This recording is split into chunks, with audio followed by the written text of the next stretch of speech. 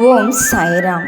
எனது அருமை பிள்ளையே, நீ நிறைய கஷ்டங்களை பார்த்து விட்டாய் என்பதற்காக உன்னிடம் உள்ள எதிர்மறை ஆற்றல்களை மற்றவர்களிடம் தரலாமா? இது தவறில்லையா?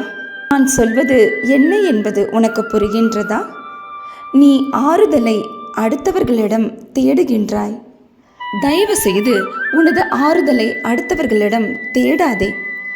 உனது கஷ்ட நஷ்டம் எதுவென்றாலும் அது உனக்குத்தான் வலியும் வேதனையும். அடுத்தவர்களுக்கு அது வெறும் கதைதானம்மா என்பதை உணர்ந்து உனக்கு நீயே ஆறுதல் கூறும் வகையில் மன தைரியத்தை வளர்த்து கொள்ள வேண்டும். உனக்கு பக்க பலமாக நான் என்றென்றும் இருப்பேன்.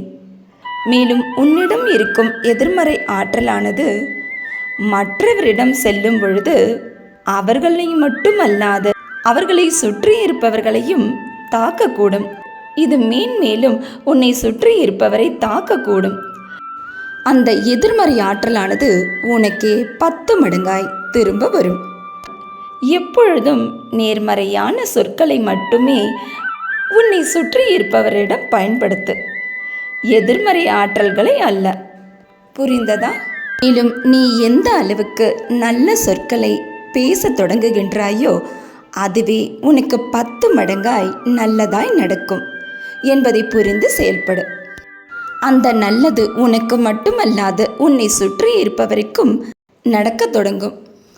உதாரணத்திற்கு, துக்கம் என்ற சொல்லுக்கு பதிலாக சந்தோஷம் என்ற சொல்லை பயன்படுத்து.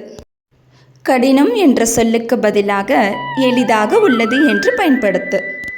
இப்படி நீ நேர்மறையான சொற்களை யோசித்து பயன்படுத்தும் பொழுது உனது வாழ்வினில் உனக்கு மட்டுமல்லாது உன்னை சுற்றி இருப்பவர்களுக்கும் சந்தோஷமே என்றென்றும் நடக்க தொடங்கும்.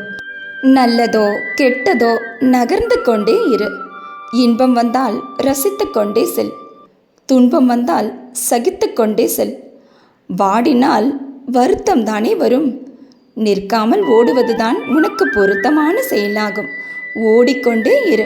நதியாக வளைந்து நெளிந்து உனது இலக்கை அடையும் வரை ஓடிக்கொண்டே இரு. குரு என்பவர் உனக்கு சிறகை கொடுப்பவர் அல்ல, உன்னிடம் ஏற்கனவே உள்ள சிறகுகளை நினைவூட்டுபவர். அதனால் நீ எந்த செயலை செய்வதற்கு முன்பும் அதனை என்னிடம் ஒப்படைத்துவிடு. இந்த செயல் வெற்றி பெறுமா பெறாதா என்பதை யோசிப்பது உனது வேலை அல்ல. வேலையை செய்வதுதான் உனது கடமை. அந்த செயலை வெற்றி பெறச் செய்வது எனது கடமையாகும். நீ உன் வாழ்க்கையில் செய்த தவறுக்கு கிடைக்காத தண்டனையை விட செய்யாத தவறுக்கு கிடைக்கும்போதுதான் இந்த வாழ்க்கையே உனக்கு புரிய ஆரம்பிக்கிறது அல்லவா? விதி வலியது என்று ஒப்புக்கொள்கின்றாயா? ஆம், விதி வலியதுதான்.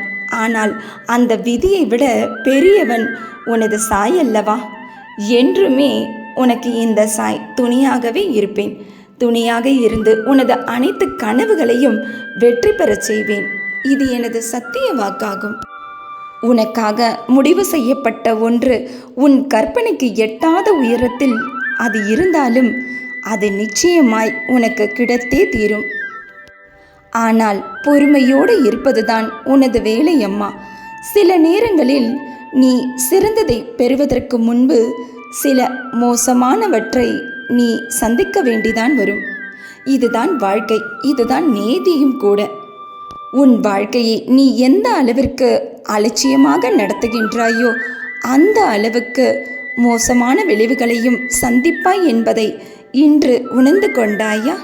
உன்னை வேண்டாம் என்று ஒதுக்கி சென்ற போலி உறவுகளை பற்றி இன்றும் புரிந்து கொள்வதை விட உன்னையே நம்பி உன்னையே சுற்றி கொண்டிருக்கும், நல்லது கெட்டது எது நடந்தாலும் உன்னையே நம்பியிருக்கும் அந்த உறவுகளை நேசி.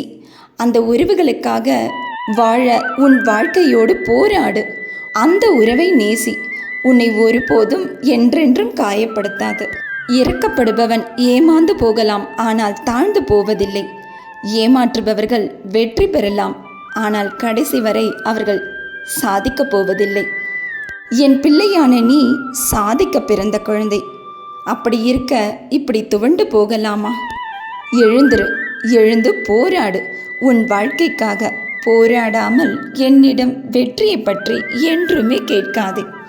நான் உனக்கு அவ்வளவு எளிதில் வெற்றியை தந்துவிட மாட்டேன்.